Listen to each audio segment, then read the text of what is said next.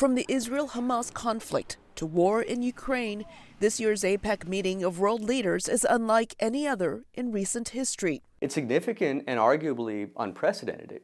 We have systemic instability right now, the likes of which we probably haven't seen since the end of the Cold War. There are also the potential economic ripple effects of these conflicts. There's an arc of instability, and it's an arc of instability that connects regions through supply chains, that connects regions through a variety of other channels. And it's important to keep in mind, for all the talk about decoupling, de-risking, the global economy does remain substantially interdependent. The 21 members of APEC not only differ in their opinions about the conflicts, there are also other sources of friction. There are territorial disagreements in the South China Sea, and tensions continue between the U.S. and China. Against this backdrop, countries will try to find common ground and discuss non-binding topics with an agenda set by the host country. We've really focused on things like advancing a just energy transition in the Asia-Pacific, advancing sustainable agri-food systems in the Asia-Pacific, looking at sustainable and inclusive trade across the region. Another area of concern,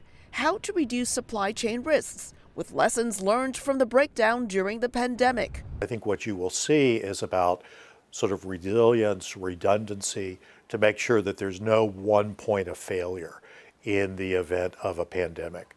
For example, while the U.S. has been importing more goods from countries including Vietnam, ultimately, many of the raw materials and also the components, they're still made in China. China-U.S. relations will continue to be watched by APEC members, even after the APEC leaders meeting, at a time when public perception in many countries tend to skew toward the U.S. And the U.S. is seen to intervene more in other countries' affairs than China, according to surveys conducted by Pew Research. The U.S. is also largely seen to take into account the interests of other countries more than China, and to be more likely to contribute to global peace and stability. The United States and China are going to have to find a way to coexist. Unlike the Cold War, which ended with the dissolution of the Soviet Union, Washington isn't going anywhere, Beijing isn't going anywhere. The competition, it'll have its oscillations, but it's a competition that isn't going to have some definitive end. In addition to China and the U.S., APEC economies make up approximately half the global trade